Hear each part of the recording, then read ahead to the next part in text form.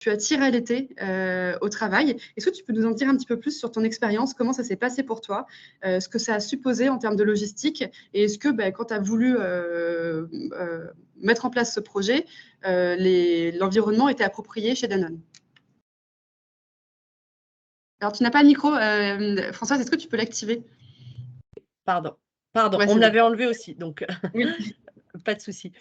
Bonjour à tous. Oui, effectivement, du coup, moi, j'ai repris le travail.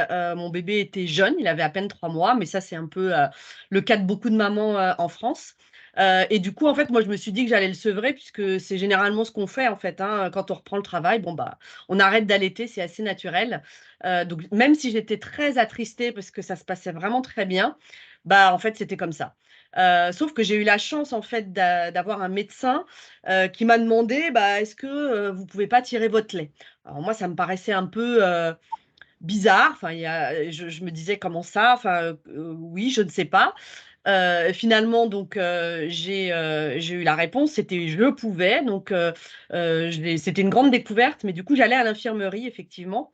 Bah, c'était pas simple parce que quand il y avait quelqu'un qui était malade, du coup, je ne pouvais pas aller à l'infirmerie. Donc, ça m'est arrivé d'aller dans une salle de réunion, effectivement aux toilettes, parce qu'à un moment donné, physiologiquement, on peut pas attendre.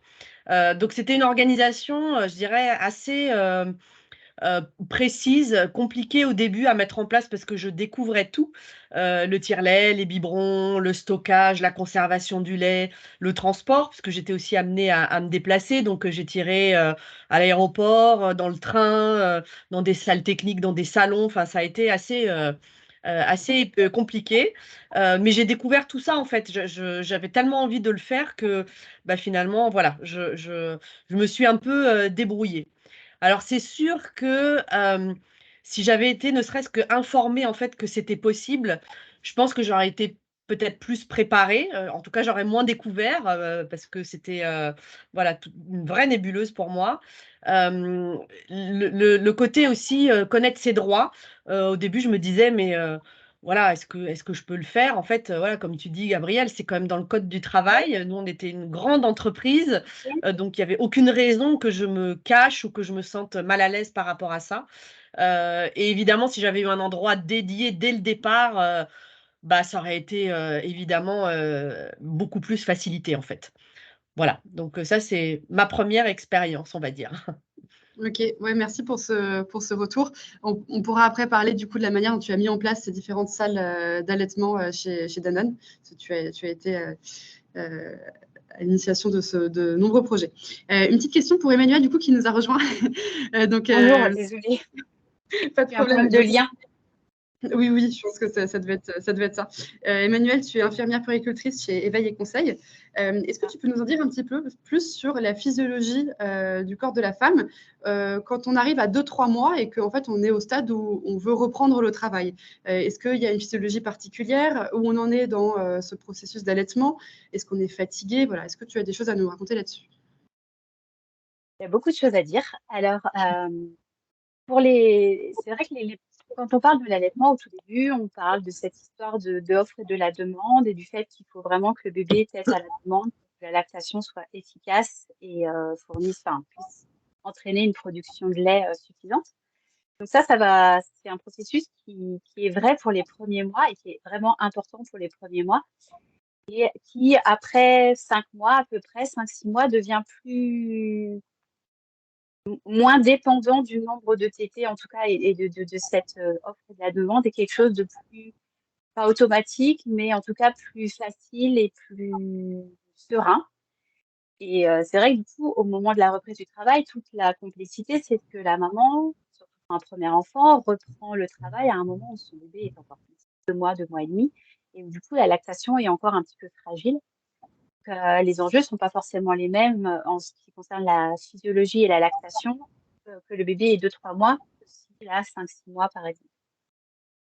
Est-ce qu'il y a des techniques pour maintenir justement la lactation? Eh ben, en fait, l'élément essentiel, c'est que pour qu'il y ait une lactation, il faut qu'il y ait une demande de lait, soit une demande par le bébé qui tète et qui est mis au sein dès qu'il en a besoin, soit en l'absence du bébé, eh ben, il va falloir qu'on tire son lait.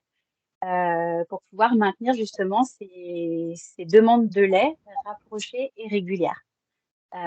Donc, effectivement, quand on reprend le travail, on va pas forcément être sur le même rythme, mais ça va être tout l'enjeu de comprendre son corps et de savoir comment il faut réagir à tout ça.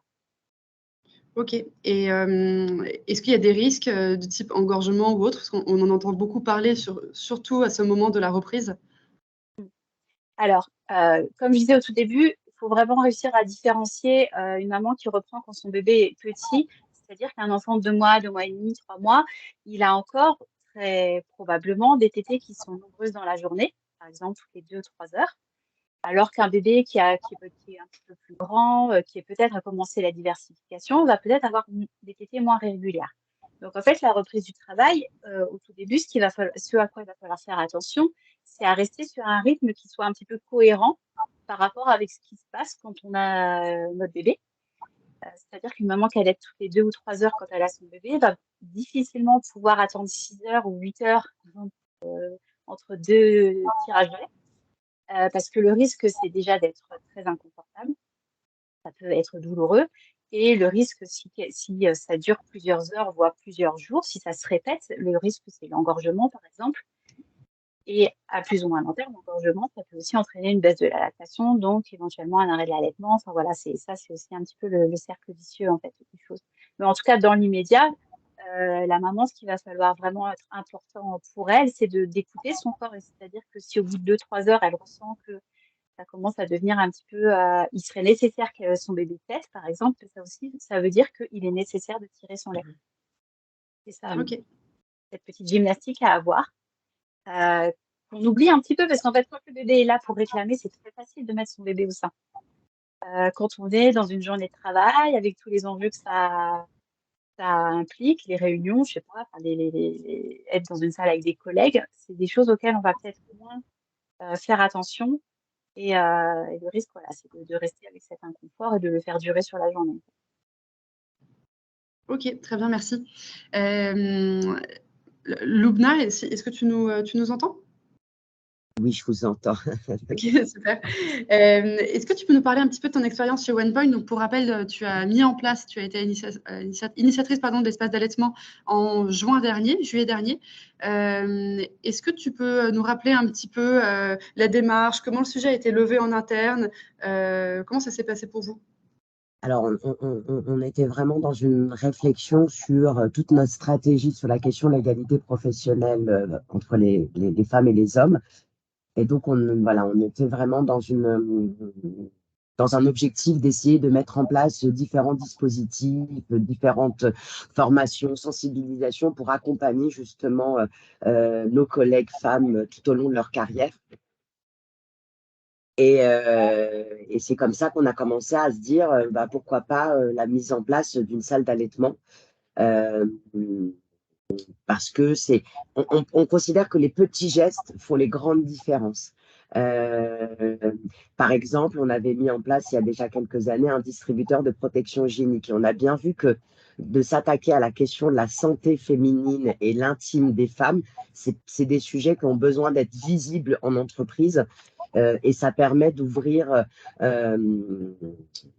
de faire en sorte que ces sujets soient pas traités, soient traités différemment, mais surtout que ça soit concret en réalité, parce que on est tous, on a tous envie de bien faire, on a tous envie de faire en sorte que cette égalité soit une égalité réelle, mais ça passe parfois par des petites choses, et c'est vrai que allaiter au travail,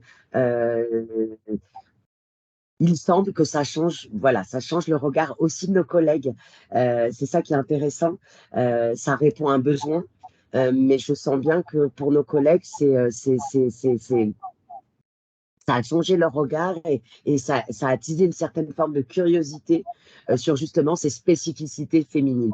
C'était vraiment l'enjeu, c'était de répondre à ces spécificités féminines qui sont actuellement pas prises en compte dans l'entreprise, que ce soit la question des règles, que ce soit la question de l'allaitement, vraiment faire en sorte que nos collègues puissent travailler dans les meilleures conditions et ça veut dire être capable aussi de prendre en compte ces spécificités biologiques qui sont les nôtres en tant que femmes.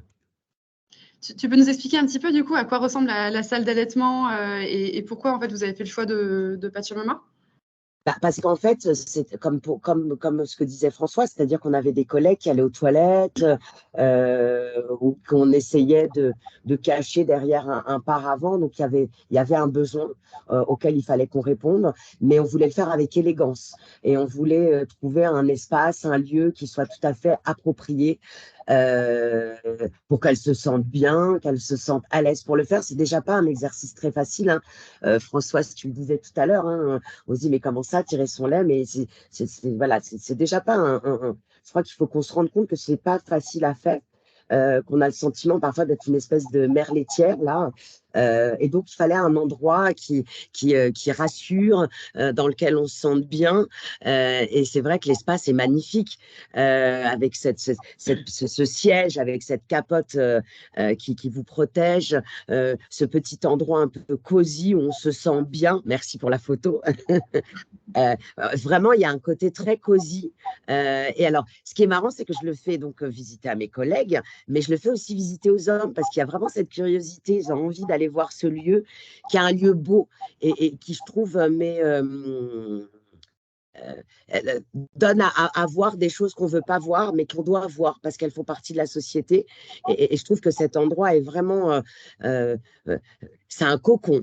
C'est vraiment un endroit où on se sent bien pour faire quelque chose qui n'est pas toujours forcément très agréable, hein, tirer son lait, mais dans de bonnes conditions. Et les collègues sont ravis. Je veux dire, c'est carton plein. J'ai mes collègues en région qui veulent aussi leur espace. Donc, non, c'est vraiment un endroit avec la petite lumière. C'est vraiment très, très, très cosy. Ça donne envie. Et je pense que ça permet, voilà, d'accompagner les femmes, de ne pas les, les, les, les faire culpabiliser. Elles peuvent revenir sur leur lieu de travail tranquillement, en sachant qu'elles peuvent continuer leur process avec leur bébé, qu'elles peuvent continuer à avancer par rapport à leur choix dans l'allaitement, dans de bonnes conditions et même dans des conditions assez élégantes. Parce que vraiment, l'endroit est très élégant.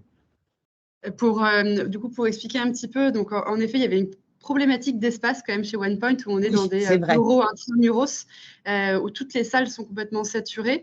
Et en fait, on a transformé un espace qui était un espace de repos, un peu sieste. On a cloisonné, enfin, on a séparé l'espace en deux avec des sortes de grands paravents pour en faire un espace d'allaitement au fond de la salle et toujours une petite zone détente à l'entrée de la pièce.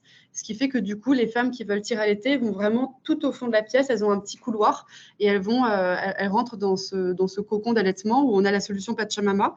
Quelques mots sur la solution Pachamama. C'est une solution qu'on a développée il y a un petit peu moins d'1 an, qui permet d'installer des espaces de tir-allaitement en milieu professionnel pour des entreprises qui ont typiquement des problématiques d'espace, avec une isolation visuelle que l'on peut activer ou non en fonction de son besoin d'intimité. C'est comme une espèce de capote de poussette qui se referme partiellement. On a des tablettes bien hautes pour déposer le matériel à l'intérieur. On a une solution qui est sur roulette qu'on peut déplacer si besoin dans l'entreprise à proximité des femmes qui en ont besoin. On a du coup un tire-lait Medela qui peut être utilisé par les femmes qui viennent du coup avec leurs propres consommables, donc les tétrelles. On a un petit frigo et une position ergonomique très droite parce que pour tirer à l'été, il faut être en position extrêmement droite et non pas en arrière. Et généralement, ce qui se passe dans les entreprises, c'est qu'on met des fauteuils détente très confortables, mais du coup, les femmes doivent tirer sur le dos pour maintenir une position droite vers l'avant, avec du coup parfois des douleurs dans les lombaires. Donc voilà, et alors c'est vrai que Loubna, on a l'impression que cette salle, elle fonctionne bien. Est-ce que tu penses qu'il y a toujours eu autant de femmes qui tirent à l'été chez OnePoint? Alors moi, je ne m'attendais pas à ce qu'il y ait autant de retours. Donc on l'a installé au mois de juin. Très rapidement, 15 jours après, il y avait déjà plus de 6-7 collaboratrices qui avaient fait la demande. Aujourd'hui, elles sont plus d'une dizaine. Je ne pensais pas qu'il y avait ce besoin, mais en fait, parce que comme elles le font en cachette, en fait, on ne les voit pas. Et aujourd'hui, ça met en visibilité quelque chose qu'on ne voyait pas, mais qui était présent. Et donc, non, elles sont ravies, elles sont contentes et surtout, elles le font dans des conditions qui sont confortables. L'espace est vraiment, je tiens à le répéter, mais c'est confort, c'est agréable, c'est beau et ça donne envie de se dire, bah voilà, moi je n'avais pas forcément spécialement envie d'arrêter l'allaitement, je peux le continuer. Et c'est vrai que il est modulable parce que c'est vrai que quand on est en région parisienne, l'espace, les mètres carrés, vous imaginez bien, c'est le nerf de la guerre. Et c'est vrai que cette solution, bah, ça permet de répondre à un besoin qu'on n'avait pas identifié mais qui était très présent et de trouver l'espace adéquat pour qu'elle puisse le faire dans les meilleures conditions possibles. Donc ça, c'est vraiment chouette. Merci pour ce retour d'expérience. On peut peut-être faire un petit récap du cadre légal qui existe aujourd'hui dans l'entreprise. Il faut savoir que du coup, les femmes ont droit à 1 heure d'allaitement ou de tir-allaitement par jour, 1 an à compter du jour de la naissance du bébé. Après, on peut décomposer ce temps d'allaitement en 2 fois une demi-heure si besoin. La salariée a le droit de venir allaiter son bébé sur le lieu de travail. Donc ça, c'est dans le meilleur des cas quand l'entreprise dispose d'une crèche sur son site. Et enfin, tout employeur employant plus de 100 femmes salariées peut être mis en demeure d'installer une salle d'allaitement, un local d'allaitement. Voilà, donc c'est une loi qui existe depuis, il me semble, plus de 15 ans, mais qui aujourd'hui est finalement très peu respectée par les entreprises de plus de 100 femmes salariées. Et enfin, très récemment, on a eu un décret de la Cour de cassation qui propose que le temps d'allaitement en entreprise soit rémunéré. Parce qu'aujourd'hui, ce n'est pas forcément le cas en fonction de la convention collective de l'entreprise. Donc, on a un cadre légal qui est quand même très rigide depuis les dernières années. On espère qu'il va évoluer justement en faveur de cet espace, de l'environnement de travail. Une petite question pour Françoise. Donc, Françoise, tu as installé plus de 106 salles d'allaitement chez Danone. Est-ce que tu peux nous expliquer un peu les différences culturelles que tu as pu identifier partout dans le monde? Oui, absolument. Alors, du coup, suite à mon expérience, en fait, j'ai eu la chance d'être entendue aussi par la DRH qui m'a dit, écoute, voilà, je vais te donner du budget et tu vas nous dire ce qu'il faut. Donc, j'ai créé cette première salle d'allaitement en France, chez Danone. Et du coup, depuis 15 ans, cette salle n'a jamais été vide. Elle a toujours été occupée par au moins 3-4 mamans en parallèle. Donc, en France, ça a été très bien accueilli. Mais il a quand même fallu en parler, mais rester discret. Voilà, c'est un peu, on touche à l'intimité, comme disait Loubna, et donc du coup, la communication, elle n'était pas voilà, très très large, mais ça marchait beaucoup par bouche à oreille. Enfin, moi, je sais que les mamans venaient me voir en me disant, ah, ben, je sais que, du coup, comment on fait? Alors, du coup, après, moi, j'avais installé un petit process avant que les mamans partent en congé maternité. Je leur disais, voilà, n'oubliez pas qu'allaiter, travailler, c'est possible si vous en avez envie. Je leur faisais visiter la salle et donc ça marchait comme ça. Dans d'autres pays, c'était un peu différent, on va dire, effectivement, du fait de la culture et du fait de la législation. Alors en Indonésie, par exemple, ça a été très, très bien accepté et la communication, elle a été vraiment auprès de tout le monde. On parle d'allaitement, les mamans allaitent, et du coup, bah, c'est assez naturel de pouvoir continuer à allaiter au travail. Il y avait même une volonté d'aller dans les plateformes logistiques, donc vraiment partout, c'était pas juste le siège, en fait. En Égypte, je me souviens, c'était un petit peu plus compliqué parce que la salle est évidemment réservée aux femmes. Donc, il y a eu quelques questionnements. Mais est-ce que les hommes pourront aussi voir que feront-elles exactement dans cette salle? Enfin, voilà. Et puis, voilà, ça a posé des questionnements. Donc, on a pu le faire, bien sûr, mais c'était un peu plus compliqué. Et aux États-Unis, ça a été vraiment la révolution. Alors, comme vous savez, aux États-Unis, il n'y a pas de congé maternité. Alors, nous, évidemment, avec notre politique parentale, on a permis de mettre en place des congés maternité. Et du coup, la salle d'allaitement, enfin, prévoir de continuer, c'était juste une évidence, en fait. Et en fait, tout le monde était très fier, en fait, et les femmes étaient très fières de le dire, en fait. Mais je dirais, ce qui a vraiment très bien fonctionné dans l'entreprise, c'est que j'ai mis en place en fait un réseau via un WhatsApp, en fait, hein, en interne, à travers le monde. Donc, il y avait des gens du Brésil, des États-Unis, de l'Italie, des Pays-Bas, de l'Indonésie, de la France, de l'Espagne. Et en fait, il y avait un échange entre les mamans. Alors, des fois, elles étaient en congé maternité, mais ça les rassurait de se dire, bon, bah, le premier jour, qu'est-ce qu'il faut que je prévoie? Enfin, il y avait vraiment une entraide et puis de partager des trucs et astuces. Et voilà, et ce réseau-là a été incroyable, si bien qu'après, bah, il a continué dans l'entreprise. On l'a étendu à la période 0-3 ans. On a accueilli même les papas qui se posaient des questions par rapport à leur femme qui allaitaient. Et je dirais que ça a été un vrai succès, en fait. C'est intéressant cette histoire de WhatsApp. Du coup, ce que tu disais aussi, c'est que quand les femmes avaient un problème au moment de l'allaitement, en fait, finalement, elles l'utilisent un peu comme des consultations entre femmes, c'est ça? Oui, en fait, ce qui se passe, c'est que souvent, Emmanuelle, elle pourra ne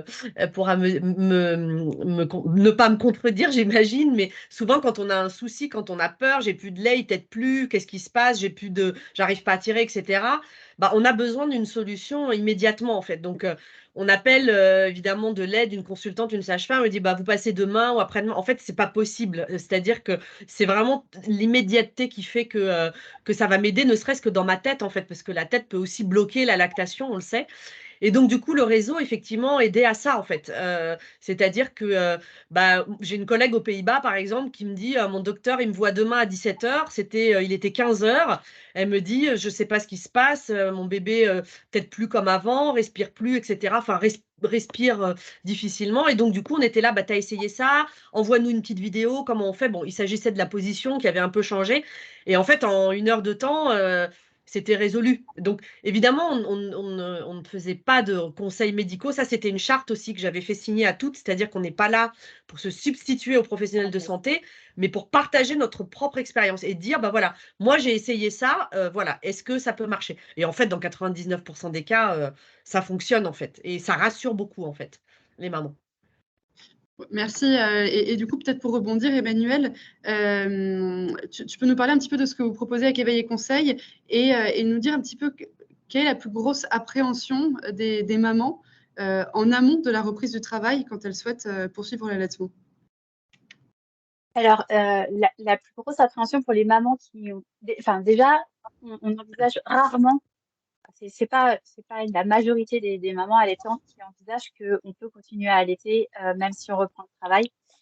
Malheureusement, c'est souvent encore beaucoup présenté par même les professionnels ou l'entourage ou le lieu de travail comme bah, c'est le temps d'arrêter en fait. C'est bon, vous avez allaité 2-3 mois, c'est bien, sympa. Il est temps d'arrêter. Donc souvent, il y a ce coup près à la fin de je reprends le travail, donc bah, je vais arrêter d'allaiter, j'ai pas trop le choix en fait. Et tout l'intérêt, je trouve, de tous ces groupes, justement, de toutes ces initiatives, c'est de montrer que bah, c'est possible et du coup, qu'est-ce qu'on peut faire pour rendre les choses possibles? Parce qu'en fait, si on sait pas, si on voit pas de mamans qui allaitent au travail et qui tirent leur lait, si on voit pas des mamans qui ont continué à allaiter 6-9 mois, même si elles ont fait le travail, c'est pas forcément quelque chose qui est vraiment montré dans l'image de l'allaitement, en fait, le fait de pouvoir continuer longtemps, même si on n'est pas avec son équipe. Et du coup, quand après on commence à envisager cette reprise du travail, et la crainte déjà des mamans, c'est bah, comment j'organise ça? Comment je fais pour que ma lactation continue même si j'ai pas mon bébé avec moi? Et le risque, enfin la grande crainte, c'est justement de ne plus avoir de lait, et puis, de pas pouvoir maintenir cette lactation. Là, c'est vraiment un travail qui est, qu'on fait, bah, justement, dans nos ateliers avec Éveil et Conseil. C'est, toute, cette notion d'information, dire que c'est possible, de dire, qu'est-ce qui se joue en fait? C'est quoi la physiologie? Et du coup, quand on comprend un petit peu comment marchent les choses, on peut plus envisager comment il faut, gérer, ces moments un petit peu, particuliers. En fait, la reprise du travail, c'est un peu, il y a la naissance, il y a la mise en place de la lactation. Après, on a quelques mois avec le bébé. Et puis après, c'est vraiment une étape qui est importante où il y a beaucoup de choses qui se jouent sur la lactation. Donc, une fois qu'on donne de l'information, ça va pouvoir aider à comprendre comment faire. Et je pense qu'une deuxième crainte vraiment importante des mamans, et là, c'est qui ne devrait pas forcément avoir lieu, mais c'est comment va boire mon bébé quand il sera pas avec moi. Comment je lui donne mon lait, en fait. Et souvent, là aussi, on n'envisage qu'une seule option, c'est le biberon. alors qu'il y a plein d'autres options. Et c'est vraiment des choses qui nous reviennent. C'est pas mon bébé veut pas le biberon, ou alors il refuse de boire avec moi, ou alors qu'est-ce que je fais en fait. Voilà, c'est vraiment la deuxième crainte. Et tout en sachant que c'est pas quelque chose là pour le coup qui devrait reposer sur les épaules des mamans, puisque c'est quelque chose qui se joue entre le bébé et la personne qui va prendre soin de lui quand la maman sera pas avec lui. Donc ça, c'est vraiment une autre réflexion qu'il faut avoir avec quelles sont les solutions et comment réussir à passer outre cette inquiétude, parce que au moment où la maman reprend le travail, son job à elle, c'est de fournir le lait et de maintenir sa lactation, mais elle va pas pouvoir, elle n'est pas en tout cas responsable de comment son bébé va boire en son absence. Ok, merci. Merci pour cette réponse. Françoise, est-ce que tu veux compléter, toi, avec un petit... Enfin, je sais que vous aviez tendance à faire visiter cette salle, justement, pour rassurer les mamans. Comment ça se passait chez Danone? Bah, effectivement, en fait, on n'a pas fait une communication très importante dessus parce que voilà, c'était une volonté de s'adresser uniquement aux personnes concernées. Donc, du coup, ce qu'on faisait, c'est qu'on faisait des sessions d'information où on réunissait en fait les mamans qui avaient déclaré leur grossesse pour, voilà, pour leur parler d'allaitement, évidemment leur dire que c'était un choix, c'est extrêmement important et de leur dire bah, que si elles souhaitaient continuer à allaiter en travaillant, c'était possible. En fait, on le faisait avant parce que bah, quand elles revenaient, voilà, c'était déjà trop tard en fait. Donc du coup, ça marchait plutôt bien. On faisait carton plein à chaque fois. On avait les mamans qui venaient, qui répondaient, enfin, qui avaient beaucoup de questions voilà, auxquelles on répondait. Donc moi, je co-animais avec l'infirmière du site. Et donc, du coup, bah, elles avaient l'information. Donc après, libre à elles d'allaiter, de pas allaiter, de continuer, etc. Et ensuite, donc, elle partait en congé maternité. Et pour celles qui revenaient, qui avaient décidé, en fait, souvent, bon, on les accueillait. Donc, moi, je les accueillais aussi leur premier jour.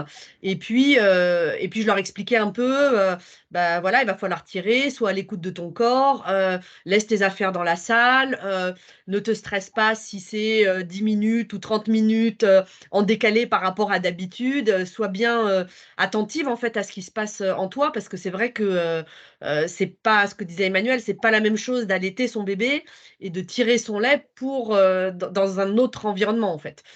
Donc voilà.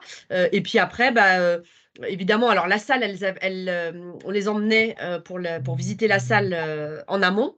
Donc évidemment, on découvre cet endroit très chaleureux, très joli, avec un frigo, avec un point d'eau, avec des fauteuils, avec une petite lumière tamisée, avec plein de documentation, voilà, donc avec un joli tapis, donc évidemment ça donne envie parce que on se dit bon bah voilà c'est fait pour ça parce que la salle était vraiment dédiée qu'à ça et en plus elle n'était pas petite hein, donc c'était à peu près 8 mètres carrés donc on pouvait être 2 voire 3 même dans la salle. Et puis le retour, bah, il se faisait assez en douceur, mais moi, ce que j'ai remarqué, c'est quand même la sérénité. C'est-à-dire que déjà, elles avaient choisi de le faire. Donc, du coup, il y avait cette conviction qui était le moteur. Et puis bah, elles savaient à quoi elles allaient s'attendre, en fait. Donc, ça, c'était super.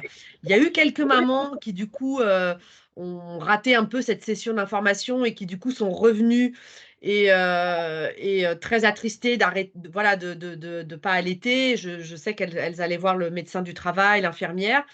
On a réussi à rebooster la lactation avec plein d'astuces.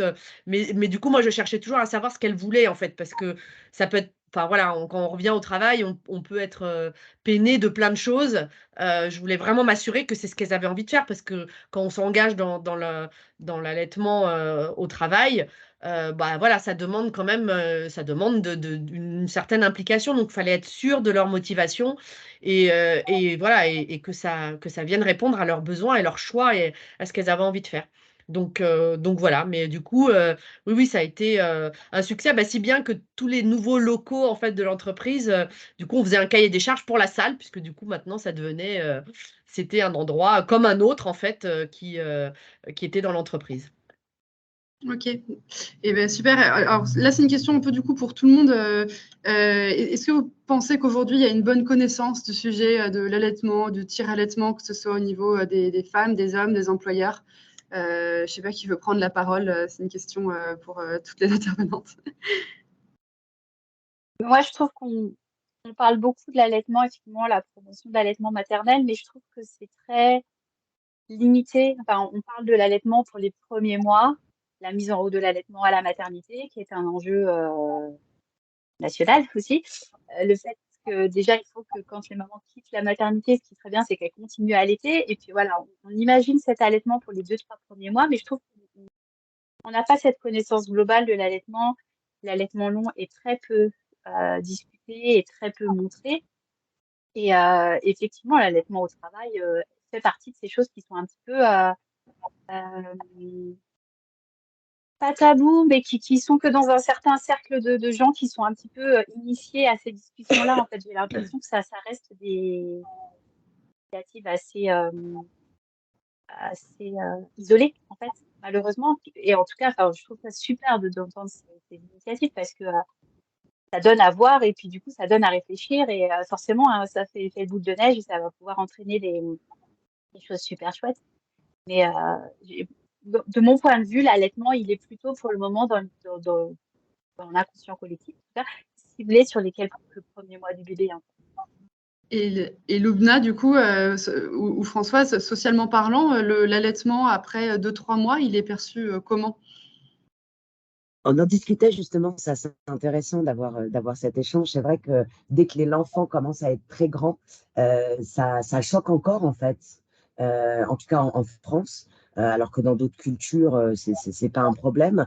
Mais plus l'enfant commence à grandir et plus il y a oui, on est choqué de voir un enfant qui allait encore après 3-4 mois, même avant les 1 an. Et donc, oui, ça c'est pas encore entré dans les mœurs. Je trouve que le fait, moi, je pensais pas qu'on aurait pu, voilà, qu'on aurait pu aller au travail. C'est que moi, je suis mes enfants il y a longtemps maintenant, et j'aurais jamais imaginé qu'on puisse allaiter au travail. Je trouve que de pouvoir le faire, ça permet de comprendre un peu ce que c'est, parce que ce qui est intéressant, c'est la réaction des collègues, leurs questions. Par exemple, la question qui revient souvent, alors pas que des hommes, hein, mais même des collègues femmes, des jeunes femmes, mais est-ce qu'on vient avec le bébé au travail pour allaiter? C'est une question qui m'est souvent posée. Je dis, ben non, en fait, il n'y a pas besoin. Hein, le tire-lait, il est là pour justement pouvoir tirer son lait et puis pour pouvoir redonner le lait plus tard à l'enfant. Donc, non, non, il y a de la curiosité, il y a de la méconnaissance, mais le fait de faire un bel endroit, un beau lieu et de le mettre en visibilité, bah, ça permet justement le dialogue et ça permet que les collègues puissent poser. Il n'y a pas de questions bêtes, hein, et justement, ça crée l'échange et ça fait changer les mentalités. Ouais, je suis assez d'accord avec ce que vous dites.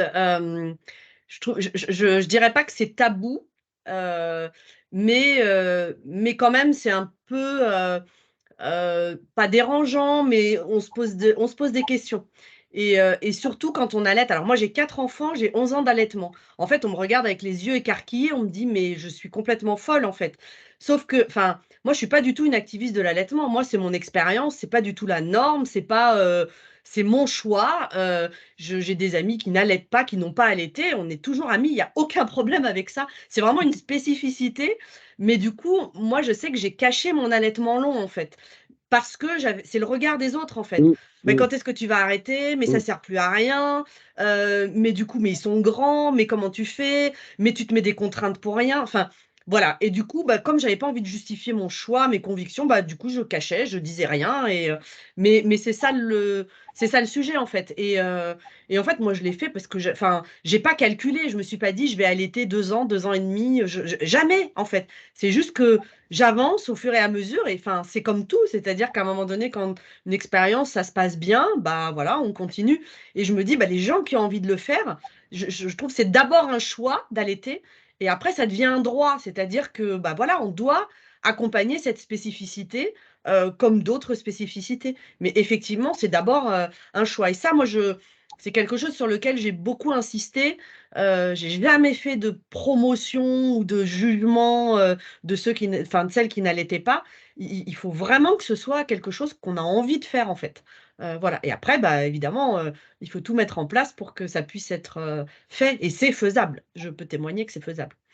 Oui, c'est ce que je répondais Pardon. juste à ça. Mais je trouve que c'est important, ce choix, voilà, c'est le cœur du sujet.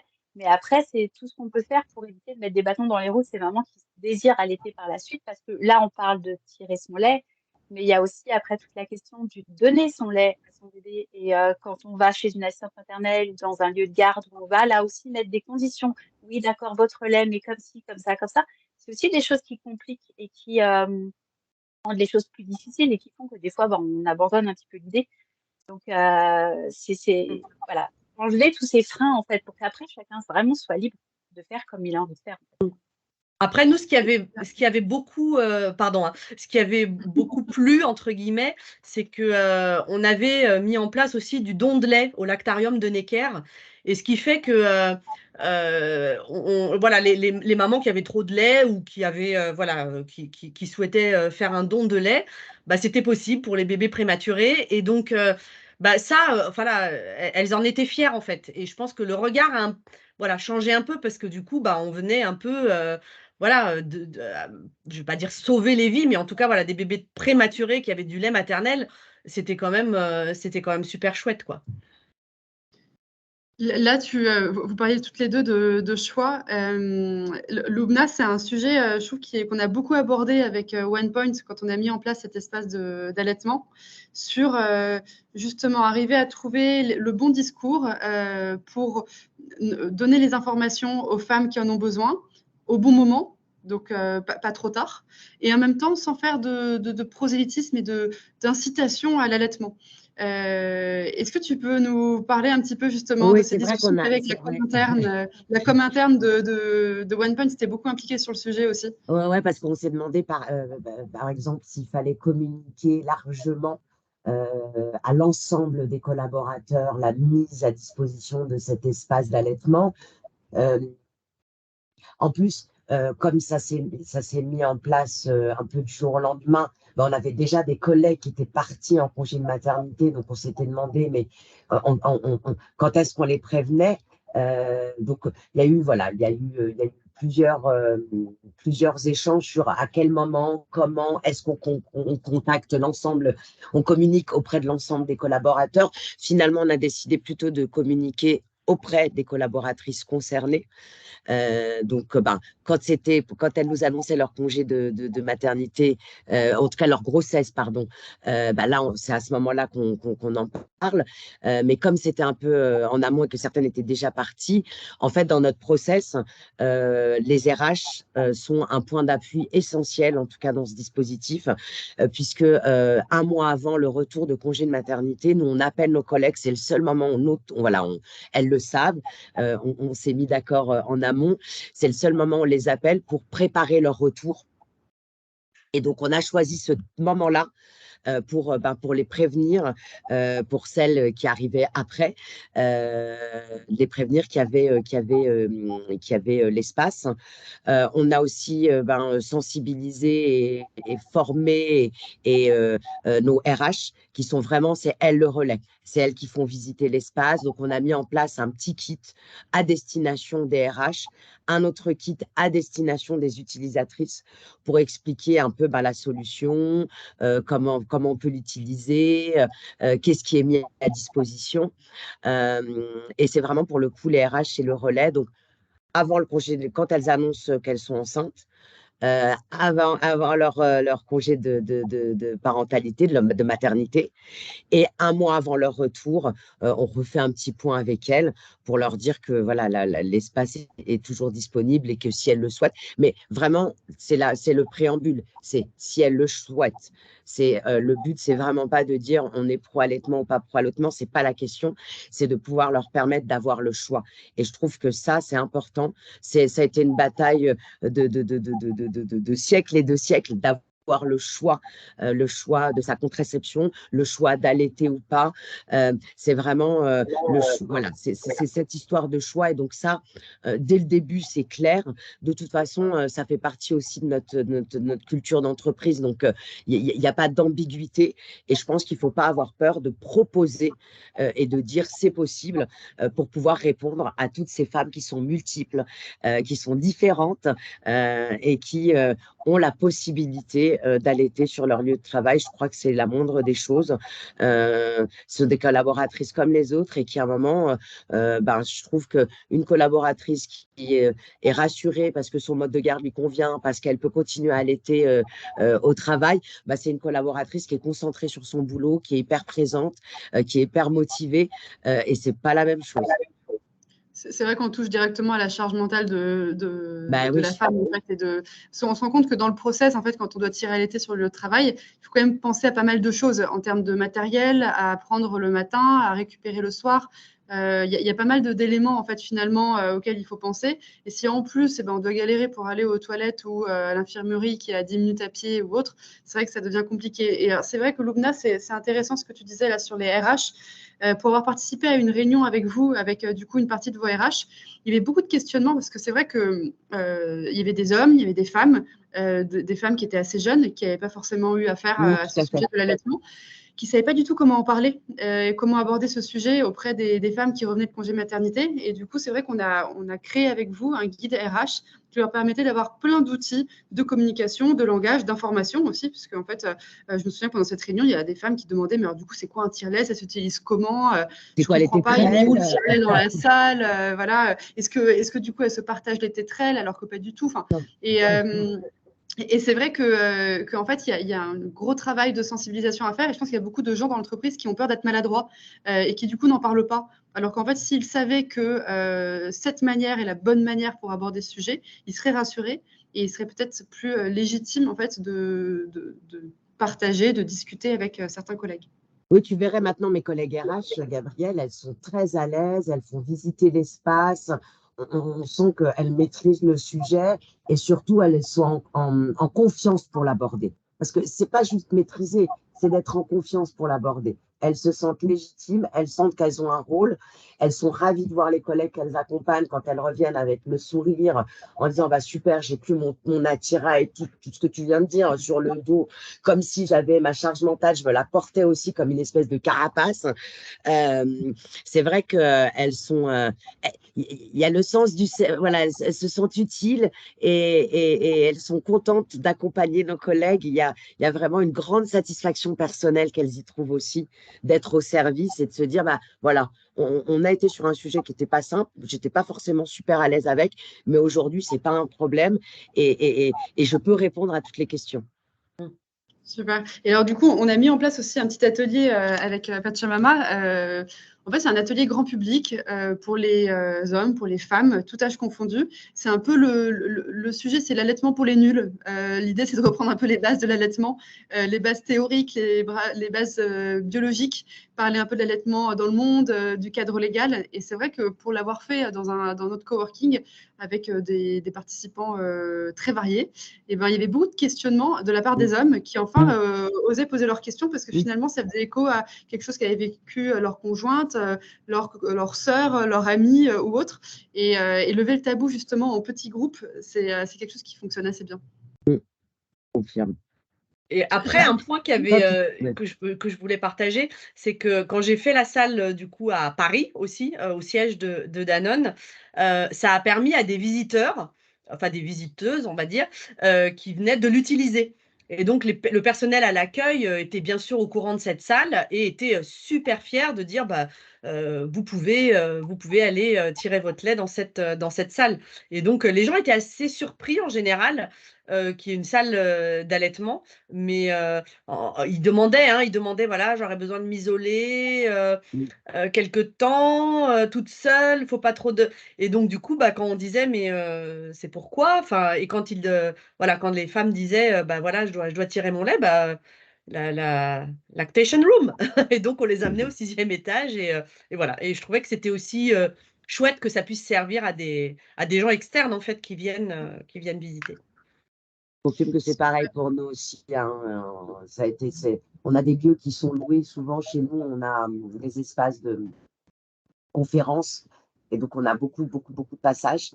Et c'est vrai que plusieurs fois, des femmes qui étaient présentes demandaient un endroit pour pouvoir tirer leur lait. Et je trouve que c'est élégant de dire, bah non, en fait, on Oui. peut vous proposer un espace, surtout qu'on reçoit. J'aime bien. Je trouve que ça a une force. Et je trouve que c'est répondre voilà, à cette envie de bien recevoir dans de bonnes conditions, avec tout ce qu'il faut pour répondre à tous les besoins divers et variés. Et c'est chouette de pouvoir le faire, en tout cas. En tout cas, dans un lieu qui est quand même très agréable, parce que je sais que je me répète, mais cet espace est vraiment, les retours sont dithyrambiques, quoi. C'est hyper confort, c'est pratique, on se sent bien dedans. Il n'y a pas ce côté, on a l'impression d'être dans un coin.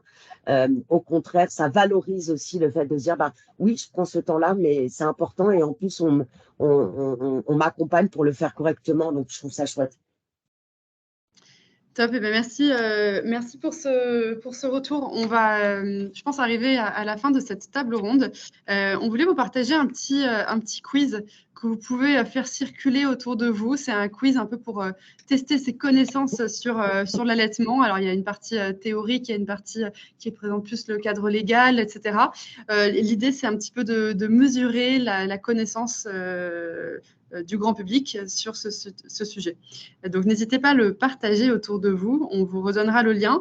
Également, on a enregistré cette table ronde. Donc, si vous voulez qu'on vous envoie le replay, n'hésitez pas à nous laisser votre adresse mail, nous l'envoyer par mail.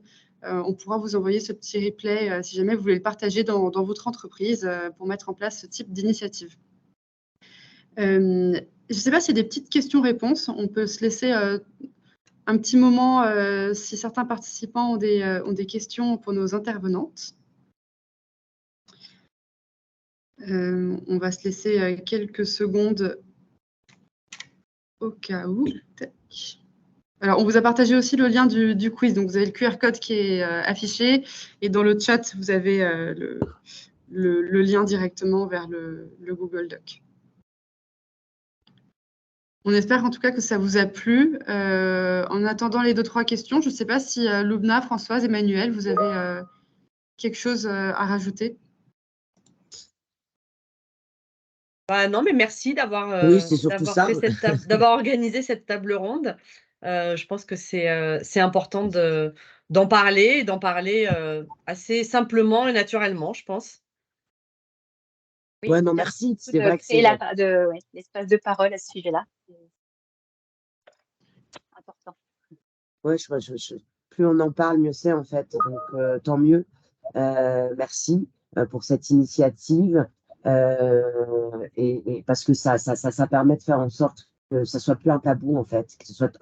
Ça rentre dans la normalité, dans la banalité.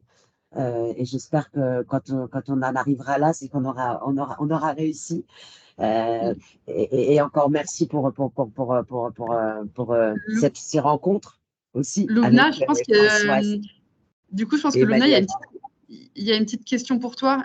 Quels ont été les plus gros freins en interne pour développer ces espaces d'allaitement? Aucun frein.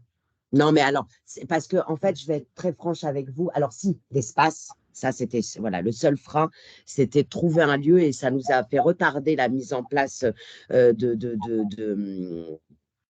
l'espace d'allaitement. Mais parce qu'en fait, pour être tout à fait franc, on a un sponsor de poids qui est notre DRH, mais qui est également secrétaire général. Et c'était vraiment pour lui, c'était important de répondre à ce besoin. Et il a été un gros sponsor en interne. Donc, c'est vrai que ça n'a pas forcément posé de blocage particulier, si ce n'est l'espace, où là, ça c'est vrai, il faut trouver ce petit coin quand on a déjà, on a une entreprise qui grandissons, on attendait des bureaux qui devaient arriver beaucoup plus tôt, mais qui ont mis du temps avec, vous imaginez bien, la guerre en Ukraine, les matériaux, tout ça, ça a été complexe. Et c'est vrai que c'était la vraie seule difficulté, c'était cet espace.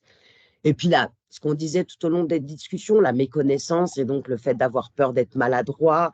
Mais ça, c'est des freins qu'on lève très, très vite, en fait. Ouais, je Ouais. dirais que chez nous, peut-être que, alors en plus, bon, Danone, on est quand même très sensibilisé à la petite enfance et à l'allaitement.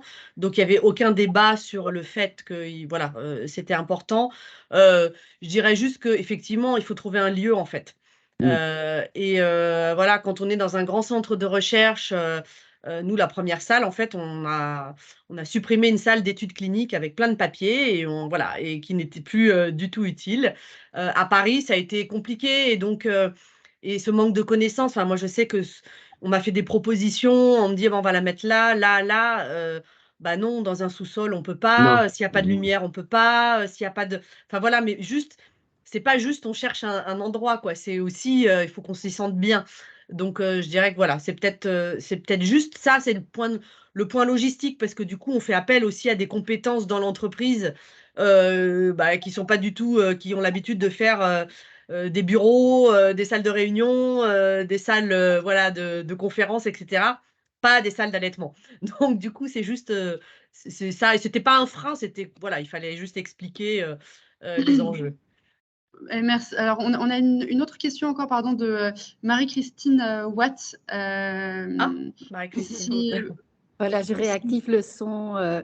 Bonjour à toutes, c'était super hein, cette réunion. Donc j'ai appris beaucoup de choses et donc pour l'anecdote, Françoise, moi aussi, je suis une ancienne de chez Danone. Et voilà, j'ai créé Mazal et Solutions, qui est une structure d'accompagnement vraiment pour changer la politique RH dans les entreprises et pour améliorer vraiment cette équité et cette force qu'on peut avoir pour prendre en compte vraiment les défis des parents. Et donc, ma question était, parfois, je vais voir des prospects et j'ai justement un centre de formation qui valide mon idée. Et quand je propose à ce centre de formation qui reçoit 200 personnes chaque jour en différentes salles, une salle d'allaitement pour les gens qui viennent suivre ces formations, ils me répondent j'ai pas de demande. Voilà. Alors que je leur dis, mais en fait, on va pas vous demander parce que c'est quelque chose, nous, on se débrouille, nous, les femmes, et même en Belgique, chez Danone, j'ai des collègues qui en meeting allaient allaiter dans le parking, dans leur voiture, pour être tranquille, parce qu'il n'y avait pas de salle d'allaitement en Belgique. Et donc voilà, c'était un petit peu ma question. Comment vous abordez pour dire que c'est un must-have qu'il faut avoir vraiment dans les entreprises, justement, pour cette égalité? Comment vous abordez le problème C'est une super question parce que je pense que Loubna, on a un petit peu eu ce sujet aussi pour OnePoint où en fait c'était difficile de mesurer le besoin, sachant que en fait il y a beaucoup de femmes qui décident de ne pas poursuivre l'allaitement parce qu'il n'y a pas de salle et d'autres en fait qui se cachent. Donc faut juste rappeler quand même que 86% des femmes en France ont affaire à la maternité dans leur vie. Avec une concentration forcément autour des 25 ans à 40 ans. Donc, le fait qu'il n'y ait pas de besoin, qu'une entreprise n'ait pas de besoin, à part s'il n'y a vraiment pas de femmes, c'est pas vrai en fait, c'est pas possible. Et c'est pas parce que c'est pas visible que ça n'existe pas. Et Loubna, est-ce que c'est vrai qu'on c'est vrai qu'on s'est posé la question en fait, on s'est dit mais alors on a tant de femmes qui sont en congé de maternité, mais est-ce qu'on sait si elles veulent allaiter ou pas? Est-ce on est sûr que l'espace va être utilisé, tout ça? C'est vrai qu'on s'est beaucoup interrogé là-dessus. Finalement, on a dit, bon, on y va, on arrête, on y va. Et en fait, c'est ce que je vous disais tout à l'heure, ça a été une surprise. Ça a été pris d'assaut, en fait. Donc, le besoin, il était existant, mais on n'a pas su le mesurer. Et c'était une inquiétude de se dire, mais est-ce qu'on prend cet espace parce qu'on se le dit, c'est ce que tu disais tout à l'heure, Françoise, hein, c'est un espace qui va, les mètres carrés, on en a besoin pour travailler. Et donc, et c'est vrai que finalement, on s'est dit, on y va. Allez, on y va. On a envie de répondre à ce besoin. On a envie d'aller pour des questions d'égalité professionnelle femmes-hommes.